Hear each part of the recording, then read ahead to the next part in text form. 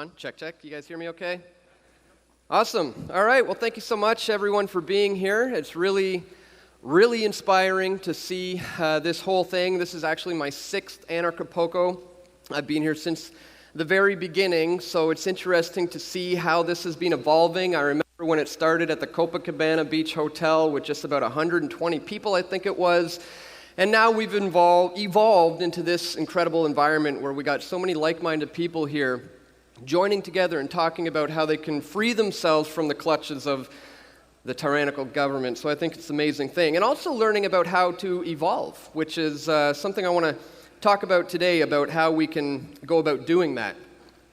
And I think it starts with recognizing that there is a problem and something needs to change. Now, I know that most of us in this room are well aware of the fact that an election is no remedy to the problems that we face today. Voting in new political parties really just changes the players, but it clearly doesn't change the game. So the question is, what are the problems, who are the players, and how do we change the game?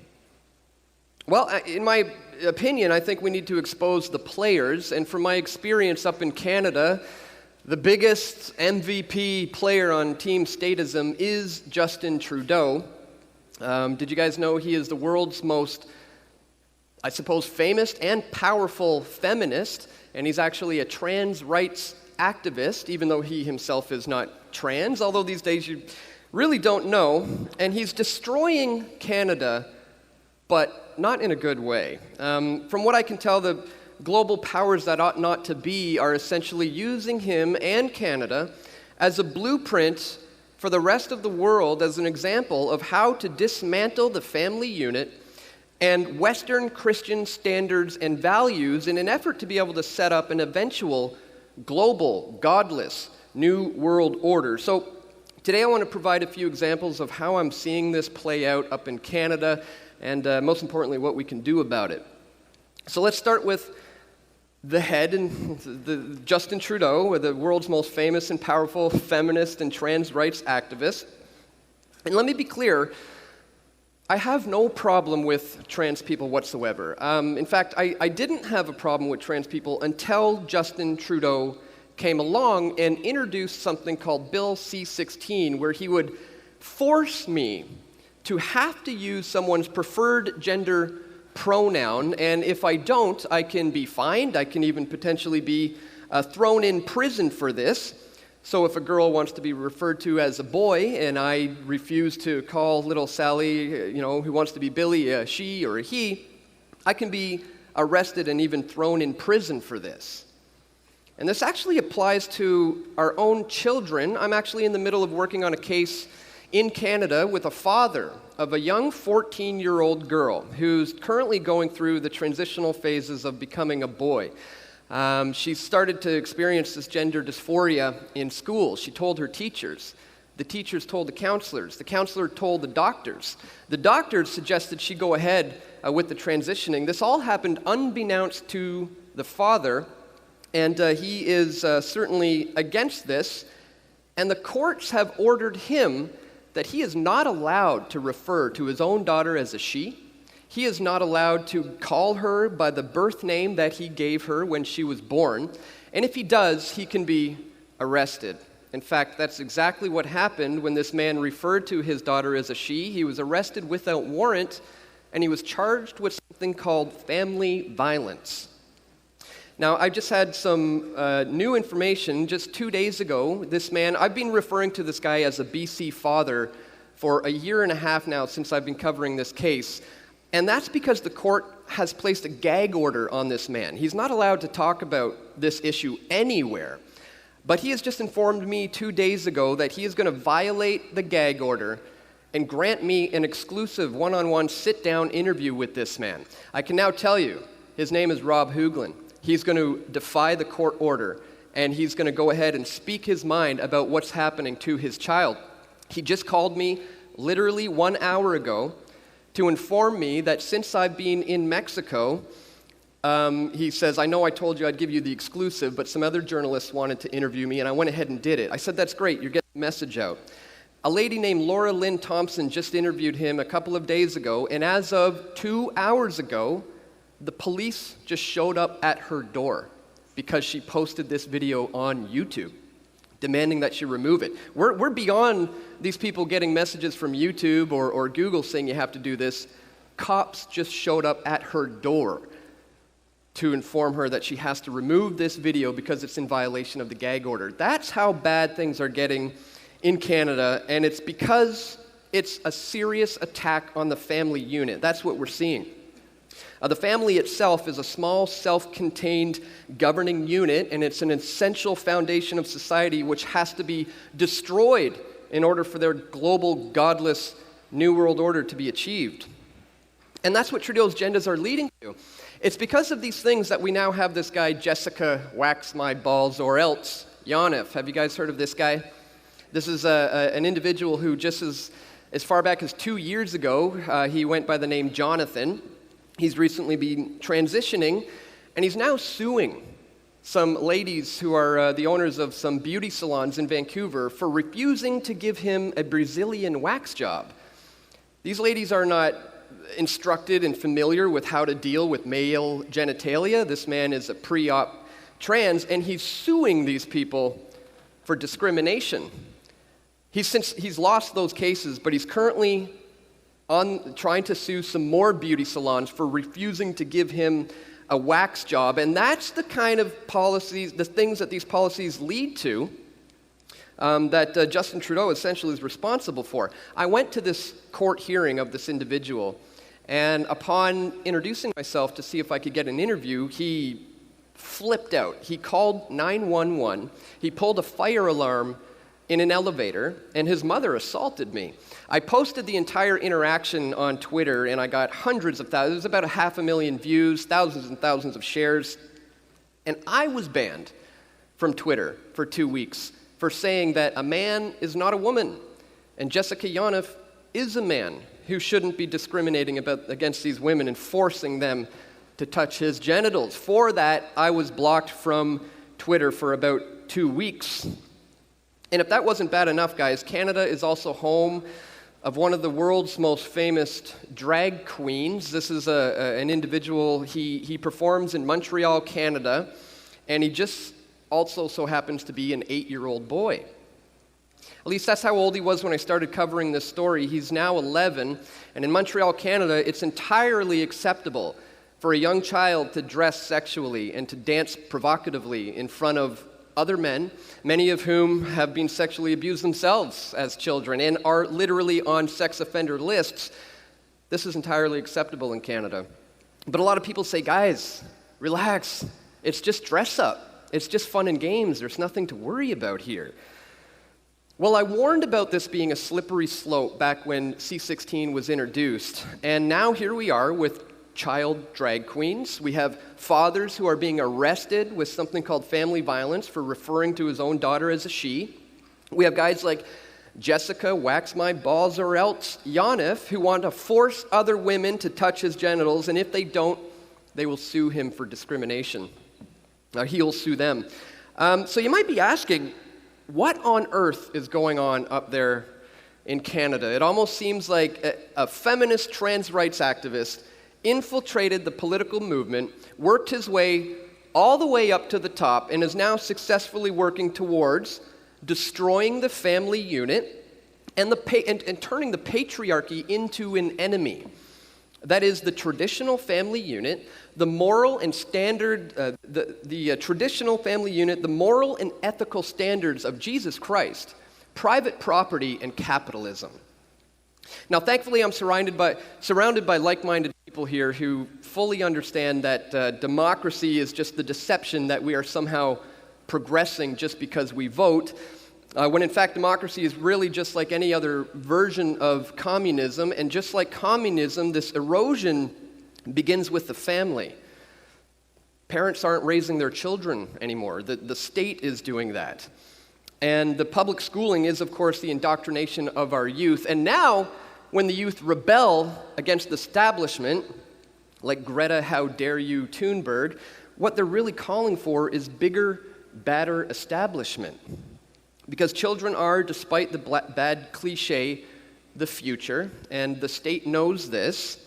And as the state has eroded the family through these mandatory indoctrination centers, they've also attacked the family structure by further sending women into the workforce and further diminishing a child's experience with the governance of a patriarchal family. And on top of that, the state also created a welfare state, which promotes dependency on bureaucracy and taxpayer money rather than the family tree. So, for example, if a woman is pregnant out of wedlock, a single woman, and she has those broader family foundations, she can rely on her parents, her aunts and uncles, her siblings, and the child would essentially be better off for that. However, with the welfare state, the mom becomes dependent on financial benefits, and the children end up being raised by other children in government schools that are run up by a bunch of bureaucrats. So through direct state action and through corporate state propaganda and culture, the powers that ought not to be have dismantled the family and replaced it with their cultural Marxism. And that is one of the biggest problems I see that we're facing, really, is cultural Marxism, which seeks the erosion of Western values like Christianity and the family. So this is a really big problem right now. Instead of these intellectuals taking up arms and physically fighting the state for power, what we have now are these Western communist intellectuals taking up high positions in universities and public schooling. And throughout the 20th century, these groups praised actual tyrannies like the Soviet Union and China. They militarized feminism. They invented political correctness. They policed the language. They came up with this idea of a microaggression, which claims that the very language we use is by default racist, sexist, and violent. So the real tyranny, according to these Western intellectuals, is not the bloodshed coming at the ends of the communist guns. No. It's the West and its bourgeoisie culture. So there's a cultural march through the institutions that I think we're going to have to reverse, that's going to allow for a restoration of the traditional values of Western civilization. That is the very teachings of Christ. Love your neighbor. Don't lie and steal and murder and cheat. Now, the only way we can do this realistically is to restore the institutions of private property that recognizes the individual as a political sovereign for all ages and genders and races. But one does not go about this for voting in a political party. I think most people in this room know that. So what's the answer then? Well, I think what we need to work towards, in my opinion, is a private property order where all adult actions are voluntary and consensual.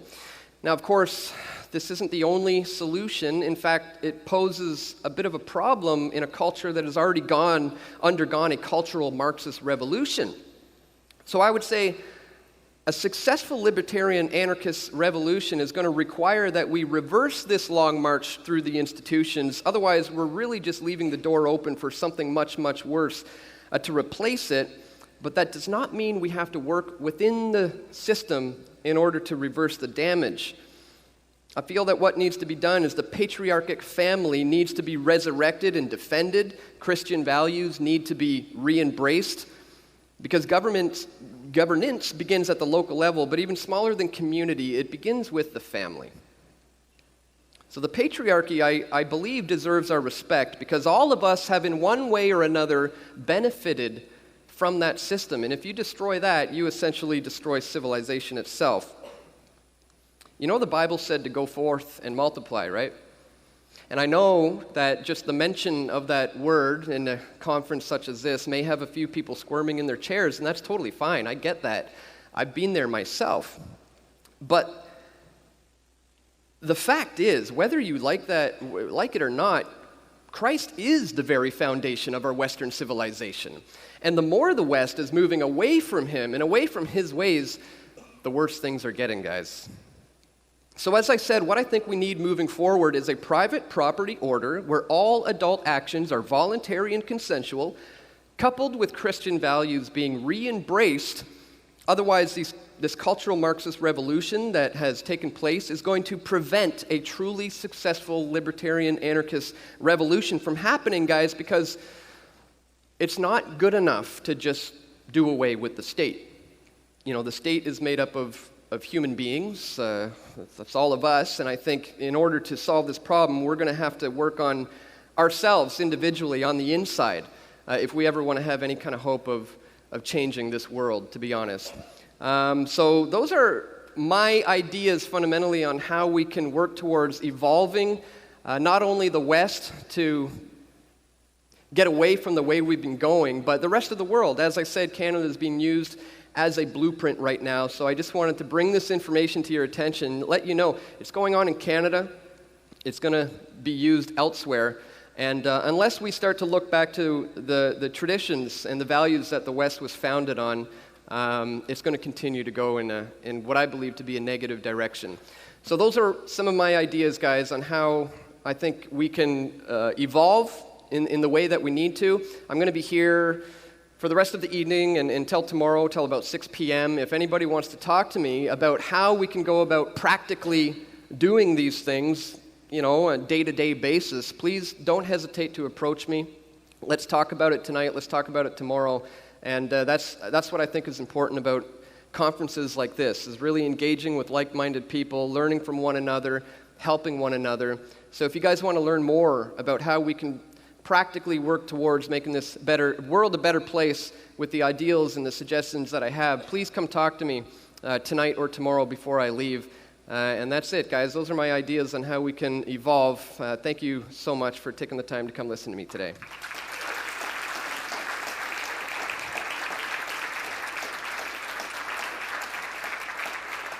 Now, I'm not sure if we're open to a Q&A, but if you want to, we can.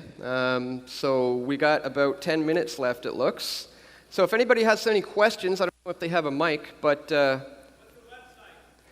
Well, the website is Press for Truth, pressfortruth.ca. You type in Press for Truth on YouTube, you'll find me. So yeah, it's a Canadian site, pressfortruth.ca. Thanks for the question. Anyone else? Yes?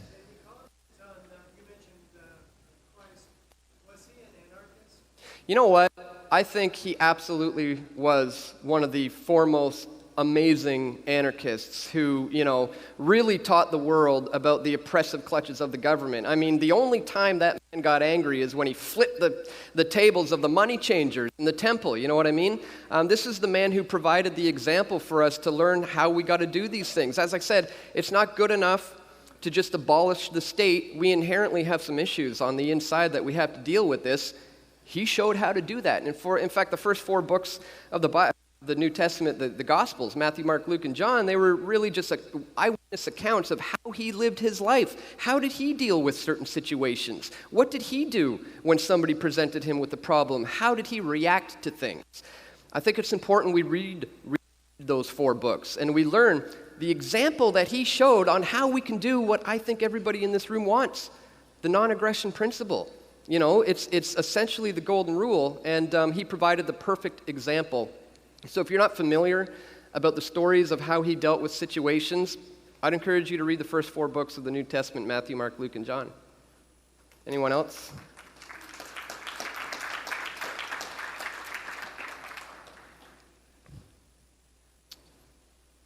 Couple more seconds. Anyone? What do you know about Justin Castro Trudeau? Justin Castro Trudeau. If anybody's not familiar with what he's talking about, there is a very convincing conspiracy that Justin Trudeau is actually the son of Fidel Castro. The reason why this actually adds up is when you see the pictures, they're very, very similar at different ages. We do know that his mother was in Cuba at the time that he was conceived. Ah, yes, thank you. The candle from James's presentation is Justin Trudeau holding a nice little goat. Isn't that lovely? Thank you for that, James. I forget where I was with that, but oh yes, Castro. The mother was actually in Cuba at the time that he was conceived. It's well known that she was very promiscuous. It's a fact. She slept with the Rolling Stones, for example. She's the type of woman who it wouldn't be a very big stretch of the imagination to think that that's possible. Now, I'm not going to stand up here and say that it is emphatically true. I don't know. But the photos are pretty convincing. There was. So were the principles being advanced by that said Castro Jr.? Right. Good point. He said so are the aspirations are following through his son, if that's who he indeed is. Yes. What alternate media sites are you going to? Good question. We're facing a serious problem right now with censorship, with shadow banning. My channel's being completely demonetized 100%. They don't want me to earn any kind of revenue or be able to get any kind of reach on that platform anymore. It's really shooting itself in the foot. It's a dying platform. So I'm currently diversifying my video sharing platform portfolio into a whole number of different new sites that are popping up all the time. Blockchain-based sites that are decentralized. I'm currently on float.app, Flote.app. I'm on pocketnet.app. I'm on steemit.com/pressfortruth. I'm on DTube. I am on minds.com/pressfortruth. I am on BitChute. There's probably a number of them that I'm forgetting right now, but I'm really kind of not have all my eggs in one basket at this point, so to speak. I'm really trying to diversify in the hopes that, one of these good guys who support free speech and who don't censor their content creators and who have algorithms that will actually allow you to see the content of the guy you're following, I'm getting involved with those kind of platforms. And as I said, I think I'm in about a dozen of them now. It's funny, when I post a video now, I've got like 15 tabs open on my computer where I have to, it's added quite a lot to my daily workflow, but it's important to get onto these other platforms now as a hedge before they pull the plug and flip the switch. I know they're going to do this to my channel. It's really just a matter of time.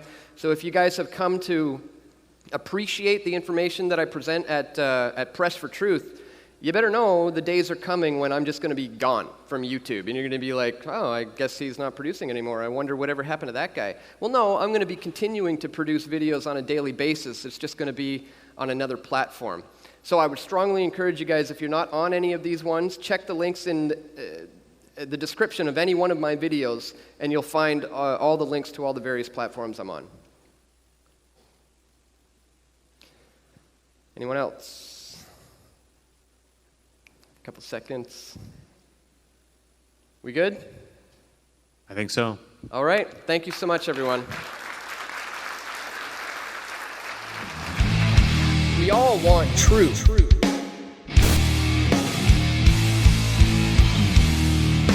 The truth will set you free.